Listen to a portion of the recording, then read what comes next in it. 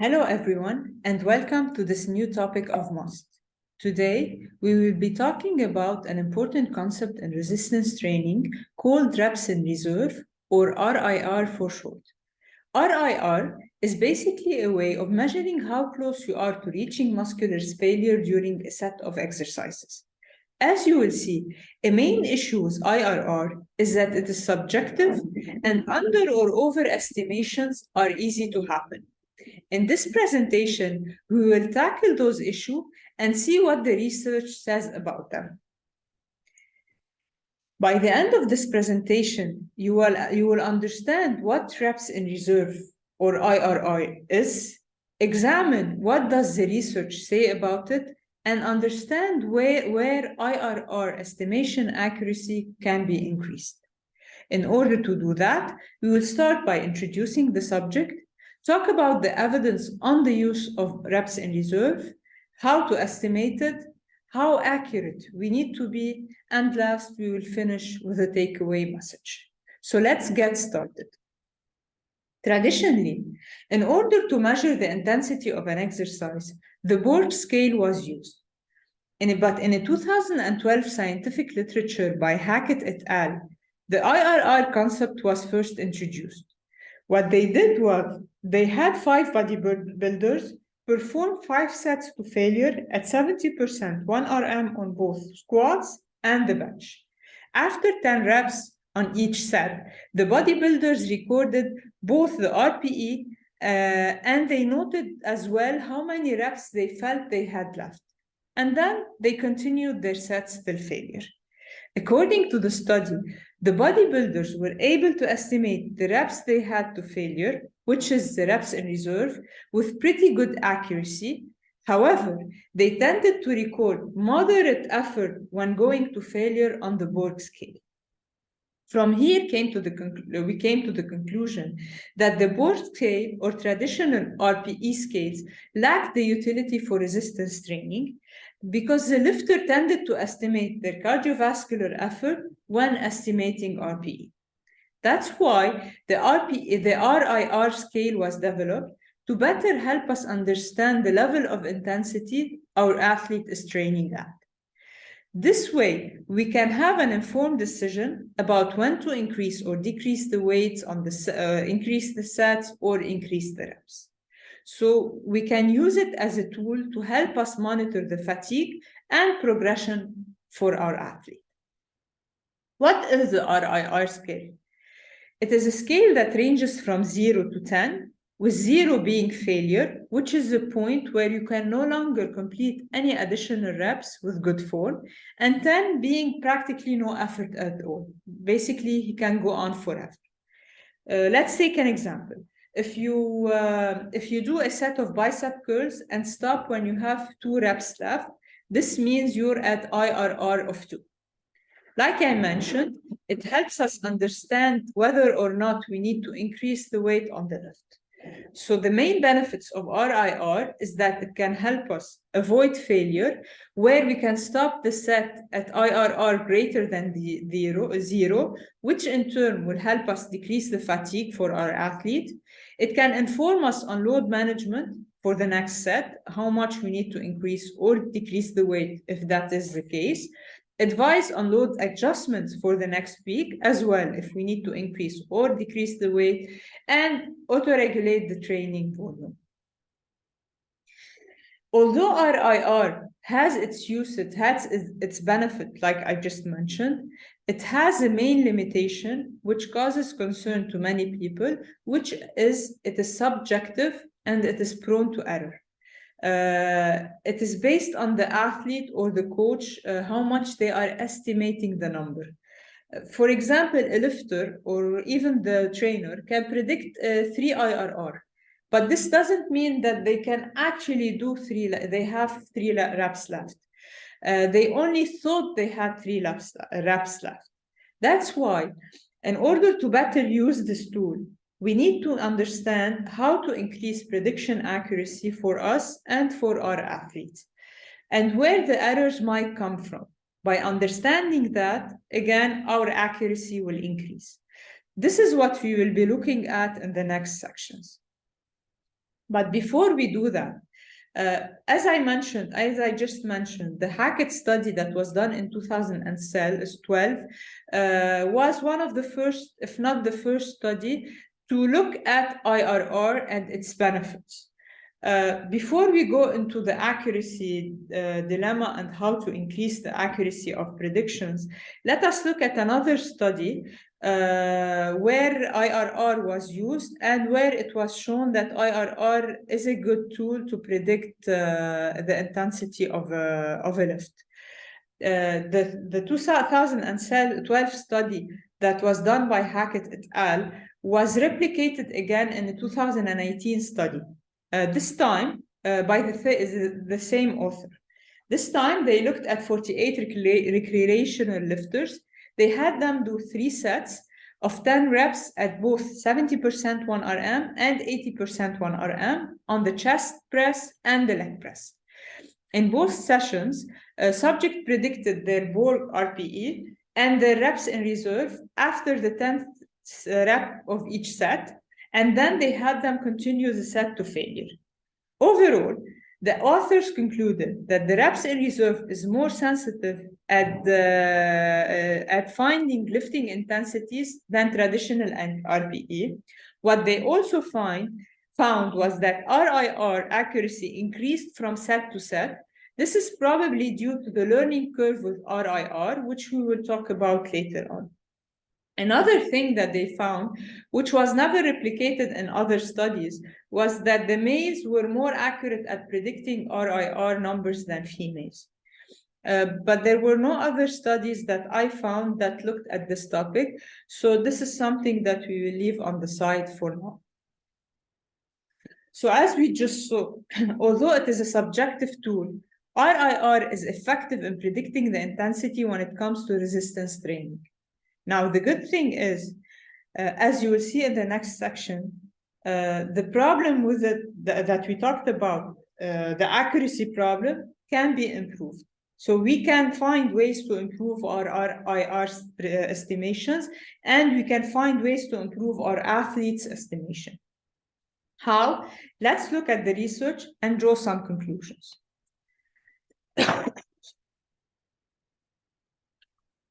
This 2020 study by Mansfield et al. Looked at 20 trained men. They had them do sear row and bench press.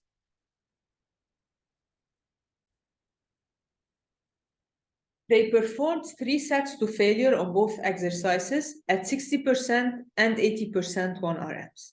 They were asked to predict how many reps they had left at rep 8 on the 60% 1 RM set and rep 3 on the 80% 1 RM set. What they found was the estimation on the set performed at 80% 1 RM was more accurate than the 60% 1 RM. They also found that reps in reserve predictions tended to be inaccurate on the first set, but RIR was predicted to an accuracy of less than 1 rep of error on sets 2 and 3 for both exercises. This means that the accuracy increased on set 2 and 3 when compared to set 1, and it was pretty accurate because the margin of error was less than 1 rep.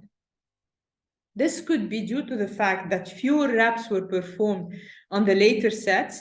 So at rep 8 and 3, they were closer to failure. This is why their accuracy increased. Or it might be due to the learning curve of the prediction. The more they know, the more they try an exercise, the more they know where they are in their, how close they are or not to failure. So what we can conclude from this study is that 1, IRR accuracy increased when fewer reps per set are performed, and IRR is predicted is best when it is predicted closer to failure. Now, this second study is a 2022 meta-analysis by Halpern et al. It supported the findings we just talked about. They also talked about 3 interesting points. The first one being that IRR prediction became less accurate during sets where reps were greater or equal than 12 reps. So the lower the reps, the more accurate the prediction was. This means during the set where you need to do more than 12 reps to reach failure, the prediction accuracy tended to decrease. A second thing, which is quite interesting, they found was related to coaching experience. What they said was the prediction was more accurate when the coach is more experienced.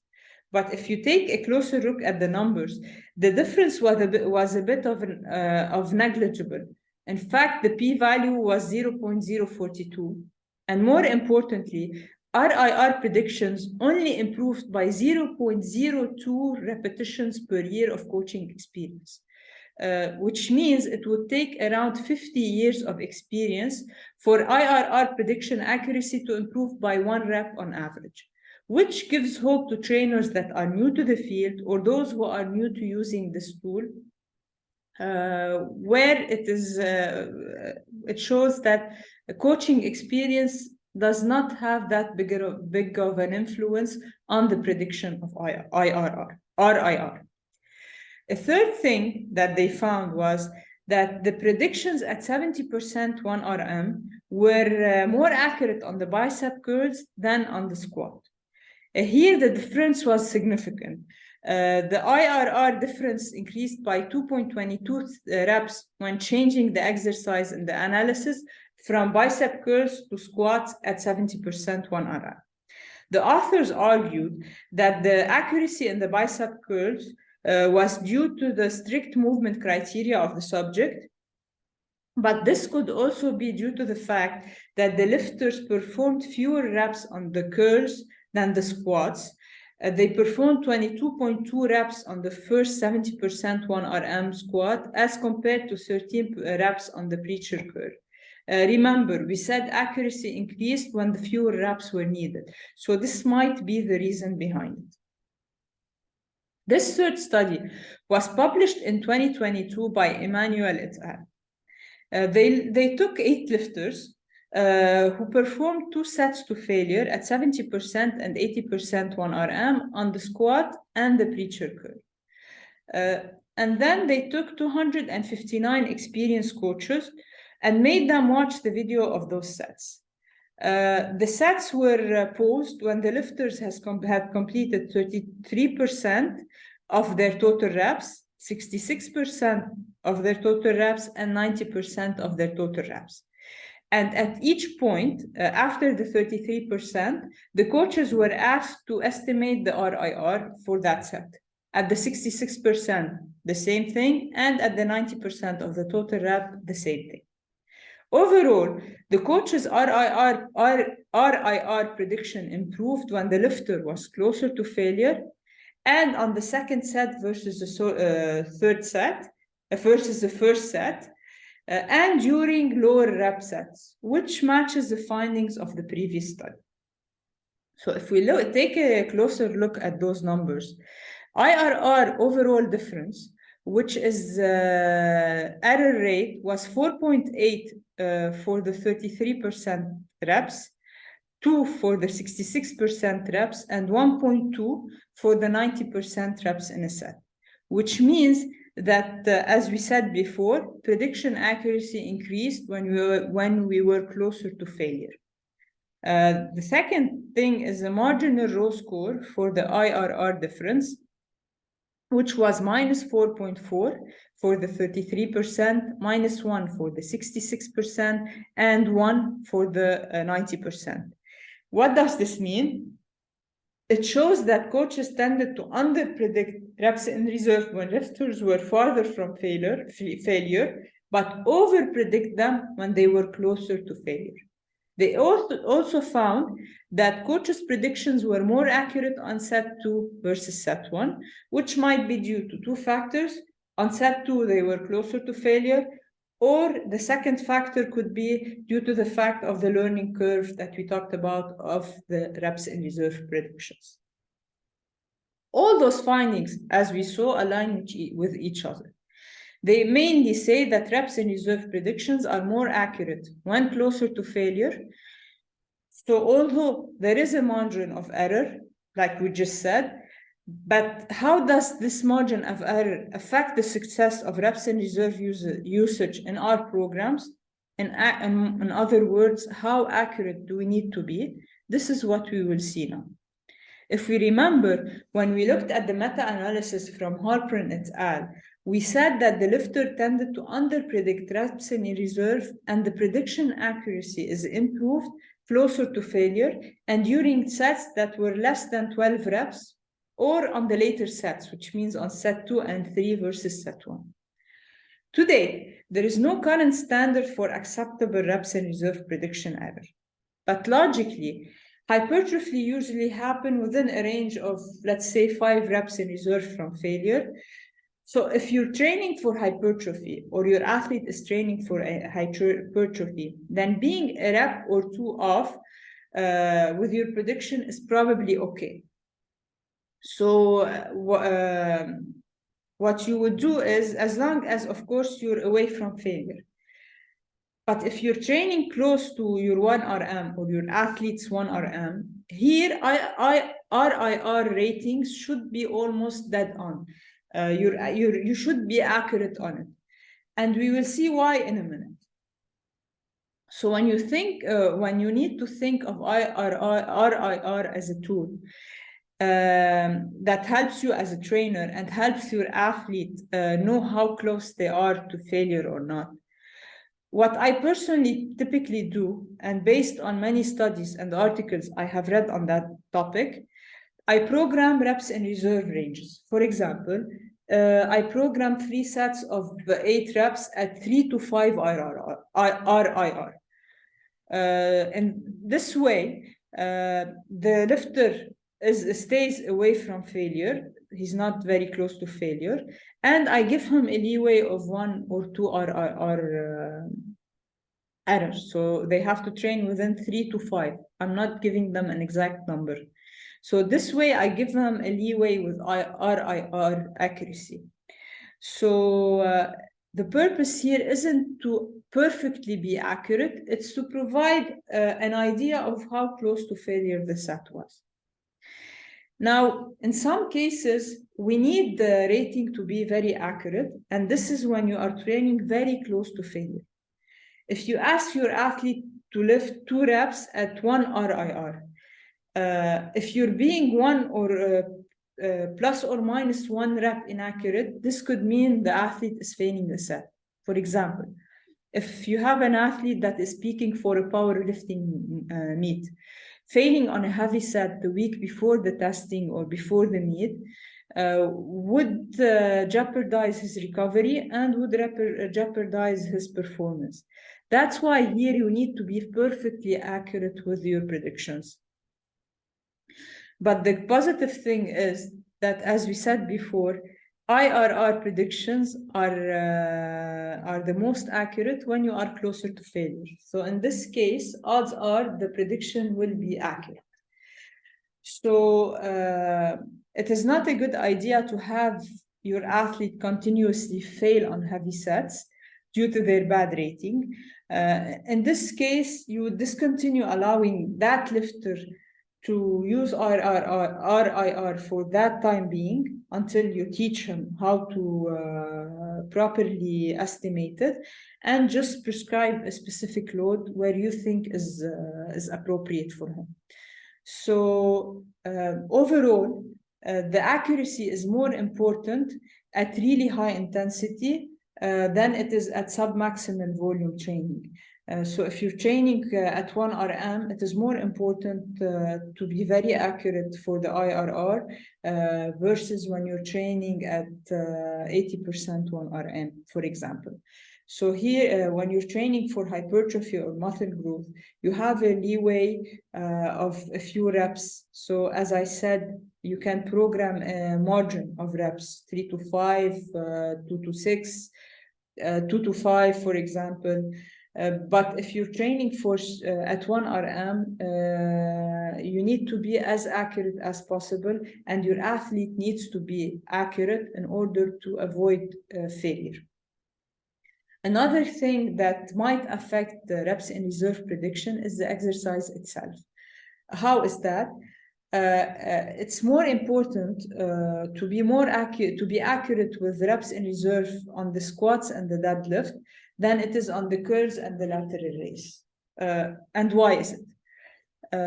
As we said, for hypertrophy, in order to maximize muscle growth, you need to train close to failure in order and monitor the results. But in case you missed the prediction on and reached failure on assistant exercises, let's take the example again of the curls and the lateral raise, and the athlete reached the failure on those exercises. It won't be a very big of a deal, since it's easier to recover from those exercises. But what happens if the athlete fails on the squats and the deadlift? If you fail your estimation? If your prediction is off on those main lifts, you end up training to failure on most sets, then this would affect the recovery of your athlete and the overall training volume. So whether or not you need to be accurate depends on the training goal, on the proximity to failure, and on the exercise itself. Now, let's sum everything up and draw the proper conclusions. As I said before, IRR predictions are most accurate when you are closer to failure, on sets with fewer reps, during the second and the third set when compared to the first set, and it increases with time. If you remember, accuracy, we said accuracy increases with time, not with the coaching experience, although it has its merit, but with the experience you have with the athlete himself. Logically, you can't expect a lifter that is completely new to this concept to predict reps in reserve correctly. It is our job to educate them and to improve their accuracy. So, when a lifter begins to use reps in reserve, a good idea would be to have them perform a few sets to failure on different exercises for them to truly know what zero IRR feels like. Educate them what zero IRR is. It is when the lifter usually cannot complete an additional rep. Make them go to failure. Don't be afraid of failure. So basically, when he knows what failure is, he will be able to better estimate the other reps. Of course, don't do it every day. Do it every once in a while. This is why anchoring the RIR scale is important for both the lifter and the coach predicted reps in reserve. We also recommend that you re-anchor the scale every once in a while, maybe every once in a month. This anchoring is also a good opportunity for us as a coach and for the lifter to just pause the video at certain points, or just to look at his lift at certain points and see if his accuracy has improved. As I said before, our ability to predict reps in reserve for a specific lifter should increase over time with that lifter. So if you've worked with someone for a long time, you should be able to predict that lifter's reps in reserve more accurately than another experienced coach watching the lifter for the first time. However, if a more experienced coach and less experienced coach both examined unfamiliar lifter for the first time, there is likely a chance that there might be a small difference where the more experienced coach will be able to predict the lift more. But the difference is very, very, very minimal, as the research showed. So if you're new to the concept, don't overthink it and don't shy away from it. Again, as I said before, some personality don't take well to reps in reserve, which result in inaccurate rating. And some lifters constantly select too heavy loads, leading them to failure. But however, if you abandon the usage of this training tool, you can do that only initially, but if you abandon it overall, it would be unwise. I would help that person improve his reps in reserve prediction by instructing them to call out, just say out loud how many reps they think they have left, and make them go to failure, and look at the difference between their between the accuracy. Over time and with experience, the accuracy will increase. So once the lifter does it enough times, their accuracy will improve, especially when the reps in reserve is predicted within fewer reps to failure. And again, if you're training for hypertrophy, don't program strict number. Program a rep RIR range, like we do with rep ranges. Sometimes we say 10 to 12 reps. Program an RIR range, 3 to 5 RIR. So again, it is a tool that will help us as trainers to look at the intensity of the lift, that will help us moderate day-to-day changes in if the athlete is tired, for example, on that day, you can manage the load based on his level of fatigue. So don't shy away from that tool. Just know its strengths and its weaknesses, like we said in this presentation. With this, we end our presentation for today. I hope you enjoyed it, and I hope you stay thirsty for knowledge. Until next time.